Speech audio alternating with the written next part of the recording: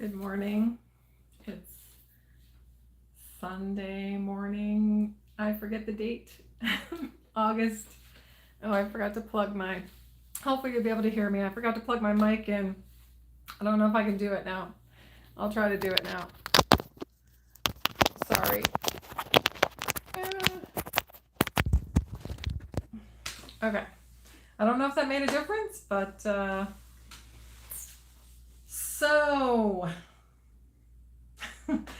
Well, first I want to welcome. Sorry, I'm in a weird space right now. So I want to welcome the people who may have come over from Reneto's channel on YouTube. Thanks for subscribing. I don't know if you're going to like my content, but it is what it is. I've had a very interesting week. I'm glad I'm going to see my therapist on Tuesday. I have a lot to talk to her about. Yeah, interested and unexpected things happen, which I'm not going to talk about, but they're on my mind. So if I seem like I've been a weird daze today, that's why. So I want to remind you guys about the 5,000 Hugs Project. If you have not bought your hug yet, please pause this video, open another tab in your browser, go to 5000hugs.com and buy your hug. They're cheap, it's easy to buy, and you're part of a very uplifting, happy project that the world needs right now.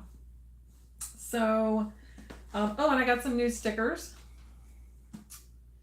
More hugs, please. These are the stickers I'm sending out. Actually, if you supercharge your hug, this is one of the things you get. And on September, if you're in the St. Pete area, on September 3rd and 10th from 7 to 9 p.m., I will be giving free hugs at Five Deuces Galleria, which is in the back of the Three Daughters parking lot. And if you come hug me, you will get one of these stickers that say, "I hugged Crazy Sexy Elsie." So, I think that's all I have to say about all of that stuff right now. I've been feeling really stagnant lately, and when I feel stagnant, okay, so one of the reasons is the 5,000 Hugs Project is not going as well as I thought it would. It's, there's a lot of stuff going on in the world, and maybe people don't understand it, or I don't know. I've really been trying to make it as simple as possible to understand and spreading the word and trying to get people to help me share it. And I thought this project was going to make me feel good because of how many people, especially the ones close to me, who participated in it. But that's not happening. So it's like I feel even more stagnant than I did before I started it. And when I feel stagnant, I tend to try to find something to make me either distract me from the stagnation, or even just building the project was like, I want to do something new. I want to start something fresh. And so I'm in kind of a weird place, and I'm just trying to figure out what things I can do that are good for me, which is not what I did in the past. When I felt stagnant, I did things that were very bad for me. So I'm trying to find a happy medium between adding some flavor to my life and doing something self-destructive or bad for me. So I'm sure maybe many of you have the same issue, like, kind of overcorrect sometimes. I used to really overcorrect in the past. Like, I'm bored, and it's like, now I have a 3-day hangover, so there's something in between there, um, between healthy and destructive habits and things we can do that aren't going to, instead of make our life more interesting, make it more difficult. So that's kind of what I'm struggling with right now, and just trying to work all that out and really, in some senses, examine my feelings and try to decide if some of the things I am thinking of doing, or possibly already done, um, are really okay with me. Um, so, yeah, just sort of sorting through all that. Again, I'm going to see my therapist this week, which is going to be really helpful, I hope. Um, okay, so I have still been reading the Tibetan Book of Living and Dying because it's a big book, but there's really some great stuff in it. So, um, I talked. Let's see. I wear these glasses, which I love. They make me look great, but I can't see under them to read like my other ones, so I have to take them off. And then I can't see myself, whatever. I assume I look the same as I did before I took them off. Okay. So they're talking about this practice of Tonglen, which is basically cultivating compassion. Um, Before you can truly practice Tonglen, you have to be able to evoke compassion in yourself. That is harder than we often imagine because the sources of our love and compassion are sometimes hidden from us, and we may have no ready access to them. Fortunately, there are several special techniques that the Buddhist training of the mind in compassion has developed to help us evoke our own hidden love. Out of the enormous range of methods available, I have selected the following ones and have ordered them in a particular way so as to be of the greatest possible use to people in the modern world. So the first one is loving kindness, which I've talked about in several different videos, and something that I will say I want to have all of these amazing daily habits, and I have an app. I bought an app just to help me like check things off every day. Like, did I read myself my morning message? Did I take a walk? Did I drink enough water? Did I do yoga? Or did I look over my priorities and goals? All of these things, and there's more things on the list. And I don't ever expect to do all of them every day, but if I could do like half of them, it would have been a day when I really practiced self-care and really like took care of myself, because they're all things that help me physically or spiritually. So I'm just, some people are really good at structure, and I'm kind of good, but I tend to start doing something, and then after a while, like, either I feel really good and I'm like, I don't need this today, or something happens, something stressful happens, or just I get really busy and then I stop doing those things. So I've not been paying as much attention, and I don't think that's why I feel stagnant.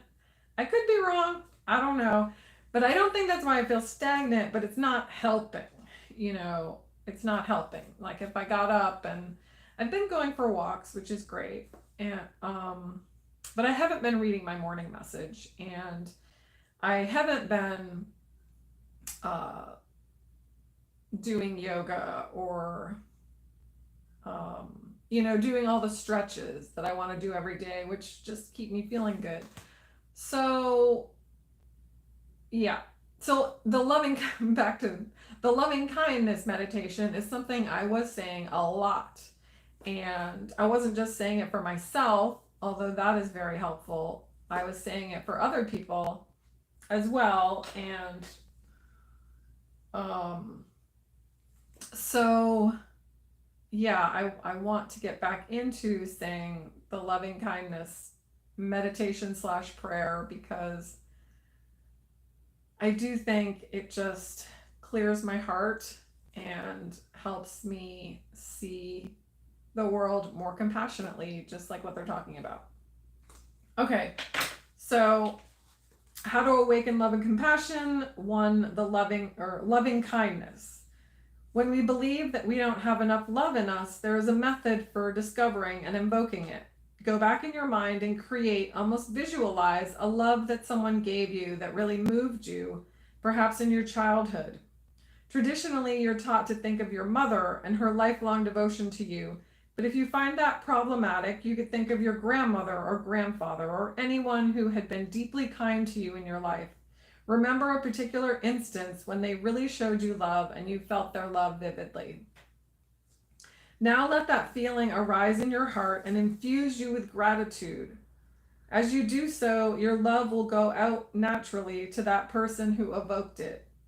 You will remember then that even though you may not always feel that you've been loved enough, you were loved genuinely once. Knowing that now will make you feel again that you are, as that person made you feel then, worthy of love and really lovable. Let your heart open now and let love flow from it. Then extend this love to all beings, which is, what I told you before. You start with loving kindness for yourself, then the people closest to you, and then people maybe you don't like, and then just everyone. Begin with those closest to you, then extend your love to friends, to acquaintances, then to neighbors, to strangers, then even to those whom you don't like or have difficulties with, even those whom you might consider as your enemies, and finally to the whole universe. Let this love become more and more boundless. Equanimity is one of the 4 essential facets, with loving kindness, compassion, and joy, of what the teachings say form the entire aspiration of compassion. The all-inclusive, unbiased view of equanimity is really the starting point and the basis of the path of compassion. You will find that this practice unseals a spring of love, and that by unsealing in you of your own loving kindness, you will find that it will inspire the birth of compassion. So number 2, considering yourself the same as others. One powerful way to evoke compassion, as I have described in the previous chapter, is to think of others as exactly the same as you. After all, the Dalai Lama explains, all human beings are the same, made of human flesh, bones, and blood. We all want happiness and want to avoid suffering. Further, we have an equal right to be happy. In other words, it is important to realize our sameness as human beings. Say, for example, you're having difficulties with a loved one, such as your mother or father, husband or wife, lover or friend. How helpful and revealing it can be to consider the other person not in his or her role of mother or father or husband, but simply as another you, another human being, with the same feelings as you, the same desire for happiness, the same fear of suffering. Got a little emotional there. Thinking of the person as a real person, exactly the same as you, will open your heart to him or her and give you more insight into how to help.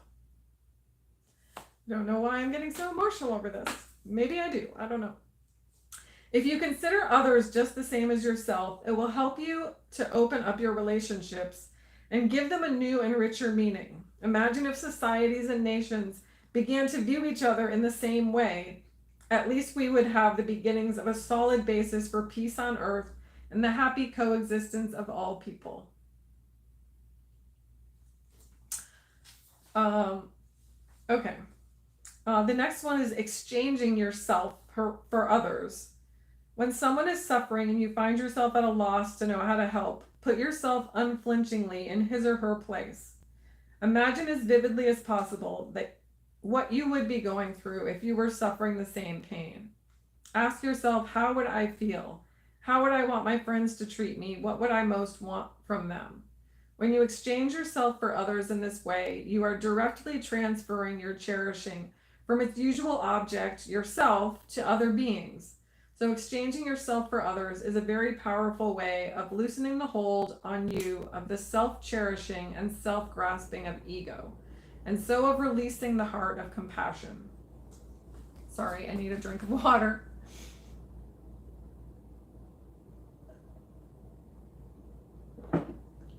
Okay.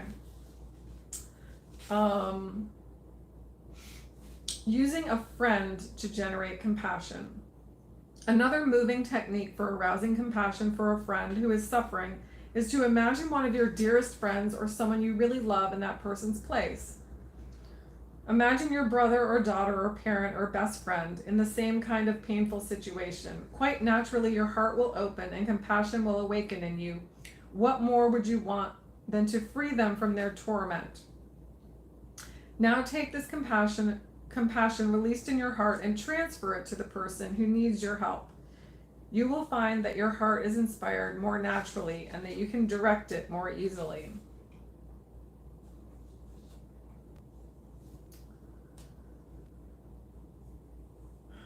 Okay, there was some other. Okay.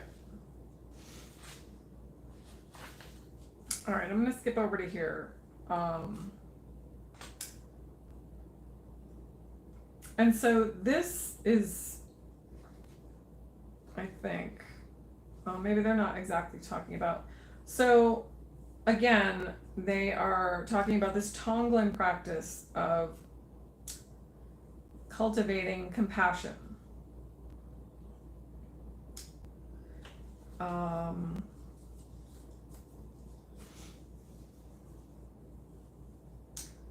So they're talking about different kinds of Tonglen. The first one is environmental. We all know how the moods and atmospheres of our mind have a great hold on us. Sit with your mind and feel its mood and atmosphere. If you feel your mood is uneasy or the atmosphere is dark, then as you breathe in, mentally absorb whatever is unwholesome. And as you breathe out, mentally give out calm, clarity, and joy, so purifying and healing the atmosphere and environment of your mind. This is why I call this first stage of the practice environmental Tonglen. Number 2, self-Tonglen. For the purpose of this exercise, divide yourself into 2 aspects, A and B. A is the aspect of you that is whole, compassionate, warm, and loving, like a true friend, really willing to be there for you, responsive and open to you, without ever judging you, whatever your faults or shortcomings. B is the aspect of you that has been hurt, that feels misunderstood and frustrated, bitter or angry, who might have been, for example, unjustly treated or abused as a child, or has suffered in relationships or been wronged by society. Now as you breathe in, imagine that A opens his or her heart completely and warmly and compassionately accepts and embraces all of B's suffering and negativity and pain and hurt. Moved by this, B opens his or her heart and all pain and suffering melt away in this compassionate embrace. As you breathe out, imagine A sending out to B all his or her healing, love, warmth, trust, comfort, confidence, happiness, and joy.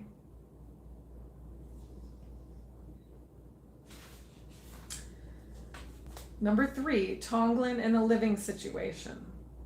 Imagine vividly a situation where you have acted badly, one about which you feel guilty and which you wince to even think about. Then as you breathe in, accept total responsibility for your actions in this particular situation without in any way trying to justify your behavior. Acknowledge exactly what you have done wrong and wholeheartedly ask for forgiveness. Now, as you breathe out, send out reconciliation, forgiveness, healing, and understanding. So you breathe in blame and breathe out the undoing of harm. You breathe in responsibility, breathe out healing, forgiveness, and reconciliation.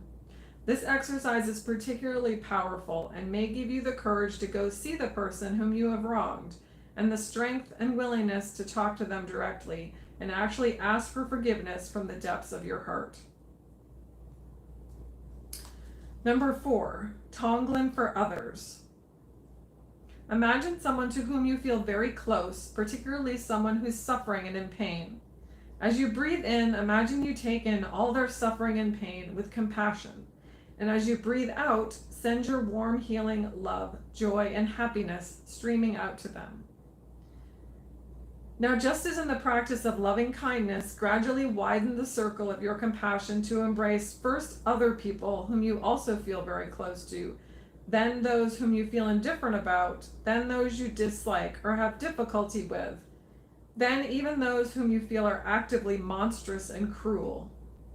Allow your compassion to become universal and to fold in its embrace all sentient beings, all beings, in fact, without any exception. What I have been giving in this section is a complete preliminary practice to the main Tonglen, which, as you will see, involves a much richer process of visualization. This preliminary practice works with your attitude of mind and heart and prepares, opens, and inspires you. Not only does it in its own right enable you to heal the environment of your mind, your own suffering, and the pain of the past, and to begin to help, through your compassion, all sentient beings, but it also establishes and makes you intimate and familiar with the process of giving and receiving that finds its complete expression in the main practice of Tonglen.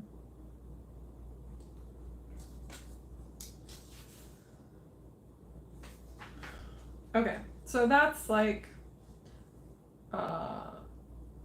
again, just teaching you to start with yourself, self-compassion, and then spreading it out to others.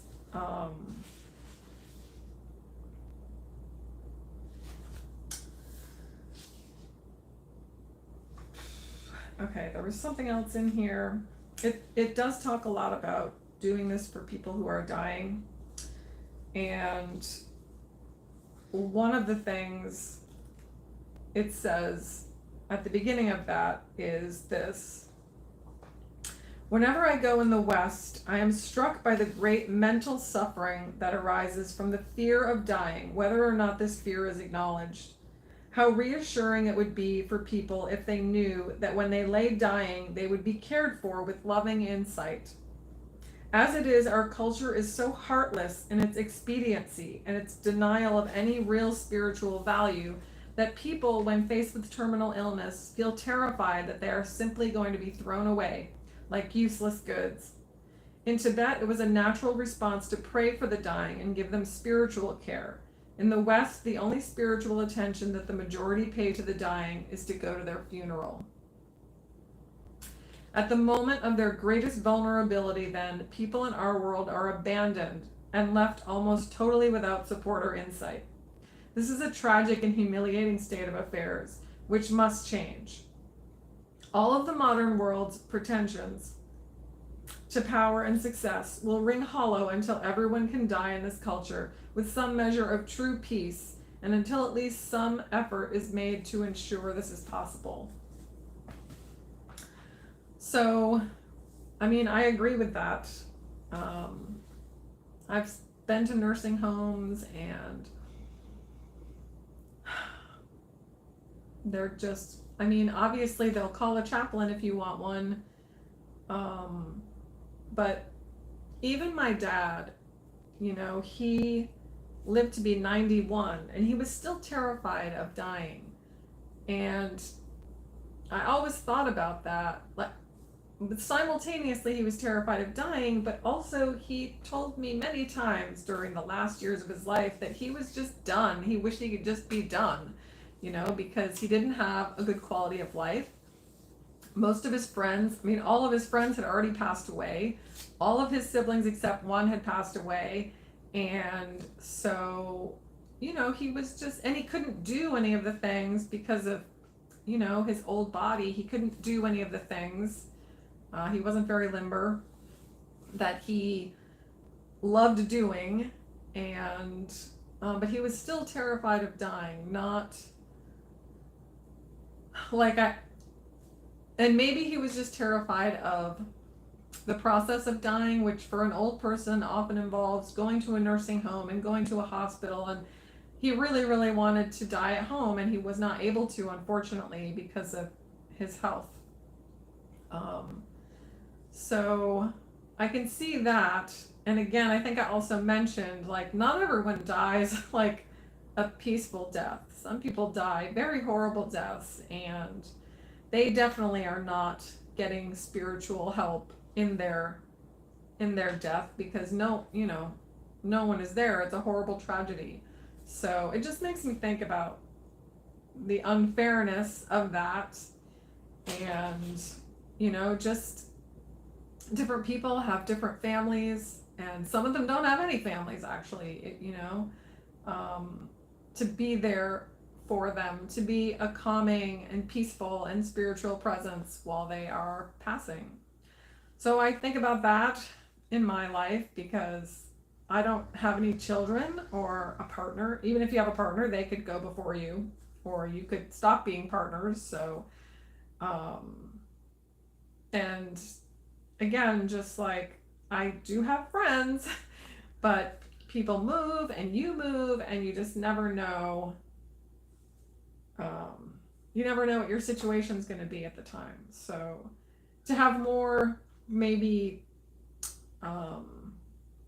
healthcare workers know how to give you spiritual support when you're dying. There was a passage in here about a doctor who, just started working in a hospital for the first time, and someone was dying and asked her, is God going to forgive me?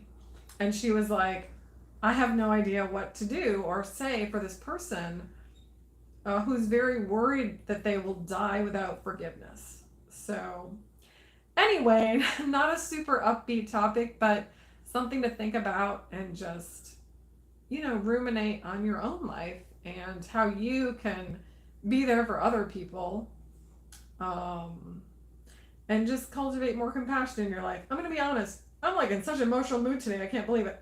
But I don't always have the most compassion for people. I mean, I have a lot of compassion, but I also, in certain situations, um, don't.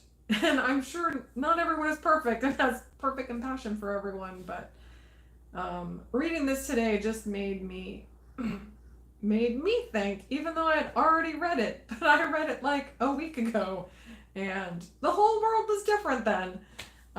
Anyway, I hope some of that was thoughtful for you, and if you're having a bad week, I'm sorry. I don't want you to have a bad week, but I think all of us, even the best of us, in these strange, stressful, complicated, complex times are, not 100%. So if you have a therapist, you should go see your therapist. If you don't have a therapist, you should talk to your friends. You should do some journaling, which I'm going to do after I turn this video off. And I love you guys. I thank you so much for your support and for watching these videos and being on my religion / philosophy journey. So I hope you enjoy the rest of your Sunday. Bye, guys.